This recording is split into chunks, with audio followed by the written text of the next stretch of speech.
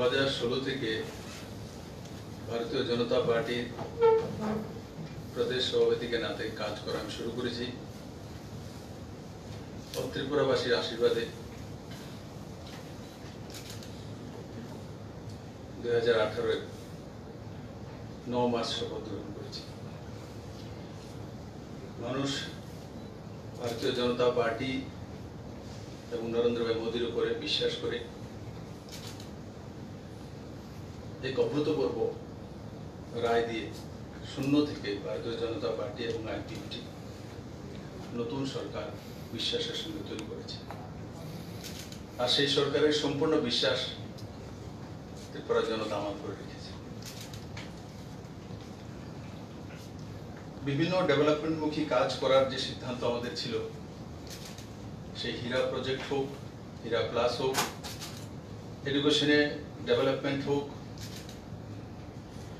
ইনফ্রাস্ট্রাকচারে NHIDCL এ 11,000 কোটি টাকার project আনা হোক,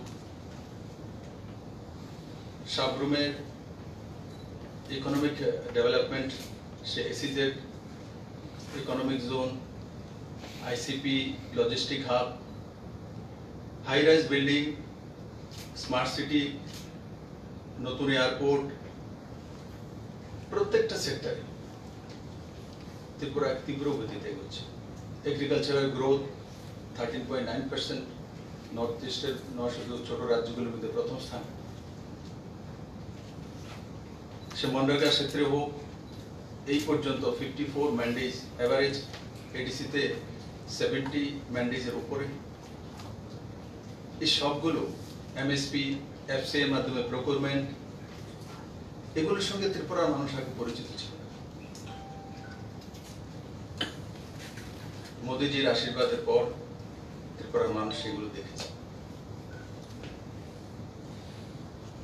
বন্ধুরা, আমি কাজ করতে চাই। আমার একটাই দোষ হতে পারে যে আমি কাজ করতে চাই, কারণ সময় কম। 5 বছর আমাকে মানুষ সময় দিয়েছে। 5 বছরই নির্বাচিত সরকার থাকে। আমি কোনো গভর্নমেন্ট অফিসার নই, 30 বছর চাকরি করি। তো তার জন্য রাত দিন মোদী মন্ত্রে কাজ করতে চাই। সুবিধা অসুবিধা হয়, কারণ 40 বছর একটা সিস্টেম ছিল, সেই সিস্টেমে আমি কাজ করি না বা আমার সরকার কাজ করে। নরেন্দ্র ভাই মোদী যে সিস্টেম দেখিয়েছে সেই সিস্টেমে আমরা কাজ করি। ত্রিপুরার সিস্টেম তার সঙ্গে পরিচিত নয়, তার জন্য অনেক সময় সিস্টেমকে বুঝতে অসুবিধা হয়। কিন্তু আজকে একটা স্পিড ধরেছে। এই করোনার মধ্যেও ত্রিপুরা ইকোনমিতে পিছিয়ে যায়নি। আজকে ত্রিপুরাতে পজিটিভিটি রেট মাত্র 1.29%, রিকভারি রেট 98%। একসময় ত্রিপুরা হেলথ ব্যবস্থা সিস্টেমের উপরে উঙ্গলি উঠানো হয়েছে, কিন্তু সময়ের সঙ্গে সবকিছু প্রমাণিত হচ্ছে। আমি জাতি, ধর্ম, দল, মত নির্বিশেষে সবার জন্য কাজ করতে চাই। আমার একটাই জুনুন যে আমার ত্রিপুরাকে সর্বশ্রেষ্ঠ বানানো। আর ত্রিপুরার মানুষ আমাকে সবকিছু দিয়েছে। আমি কোনোদিন কল্পনা করতে পারিনি যে আমি এত কিছু পাবো। আমি কোনোদিন ভাবিও না যে আমি মুখ্যমন্ত্রী হব। কিন্তু ওই দিনের একটা ঘটনা আমাকে অত্যন্ত ব্যথিত করেছে। স্টেট গেস্ট হাউসে কিছু লোক আওয়াজ তুলেছে, বিপ্লব হটাও, ত্রিপুরা বাঁচাও। আমি আপনাদের মাধ্যমে সমস্ত ত্রিপুরাবাসীর কাছে নিবেদন করতে চাই, আপনারা আমাকে মুখ্যমন্ত্রী বানিয়েছেন, বনমালীপুর থেকে আমাকে আমার বনমালীপুরবাসী MLA বানিয়েছে। আমি সারা জীবন আপনাদের কথা মনে রাখবো। ত্রিপুরেশ্বরী মায়ের আশীর্বাদ রয়েছে। কিন্তু আমি মানুষের কাছ থেকে শুনতে চাই যে বিপ্লব হটাতে হবে। আমি আগামী রবিবার 13 তারিখ আস্তাবল ময়দানে নিচে যাব। আমি সমস্ত ত্রিপুরাবাসীকে নিবেদন করব, আপনারা এসে বলুন কি করব। আমি চলে যাব না থাকবো, জনতার কাছে আমি প্রশ্ন করব। 37 ত্রিপুরাবাসীর কাছে আমার নিবেদন, আসুন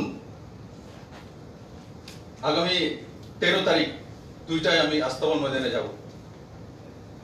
আপনারা এসে বলুন আমাকে যে আমাকে কি চলে যেতে হবে।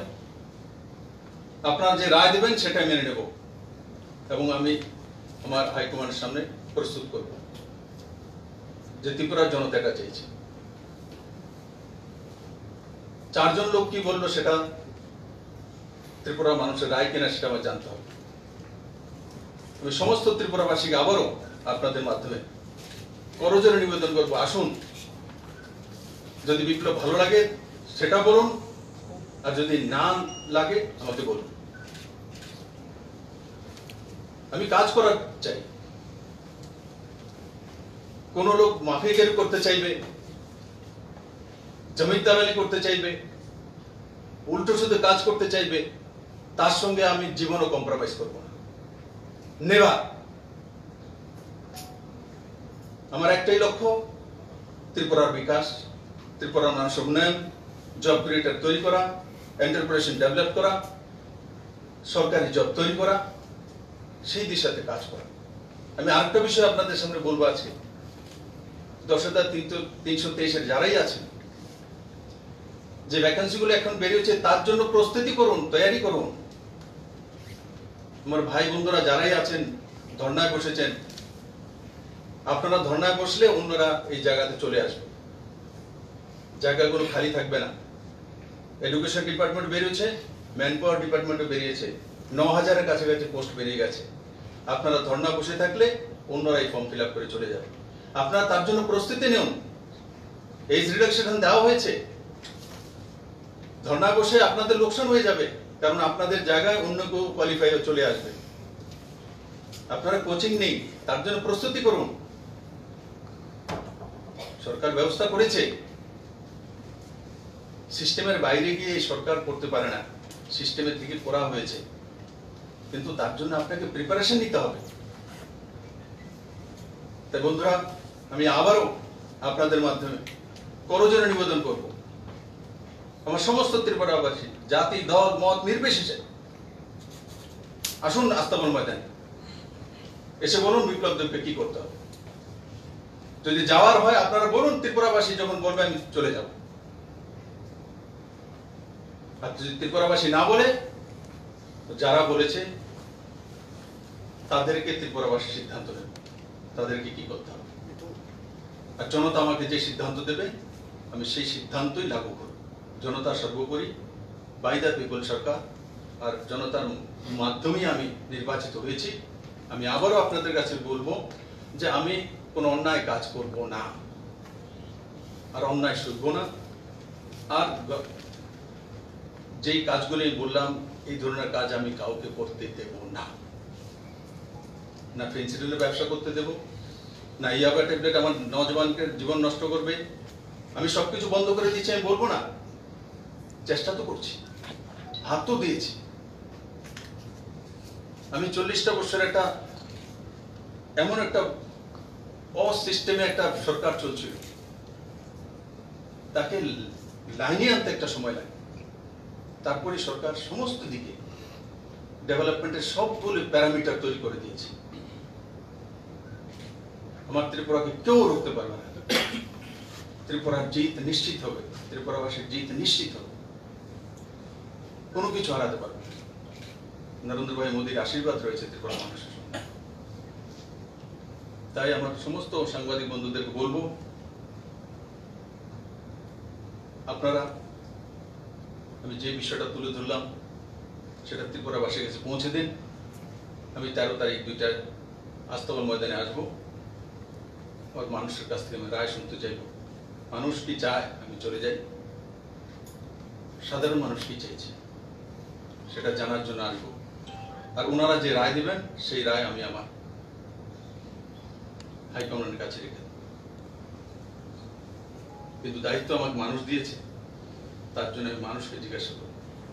37 ত্রিপুরাবাসী কাছে আমি 13 তারিখ আসবো।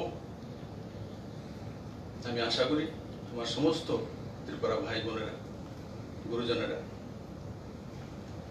সেদিন সেই বিষয়ে স্পষ্টতার সঙ্গে সমস্ত ত্রিপুরাবাসীর সামনে তুলে ধরুন। সবাইকে অনেক অনেক ধন্যবাদ।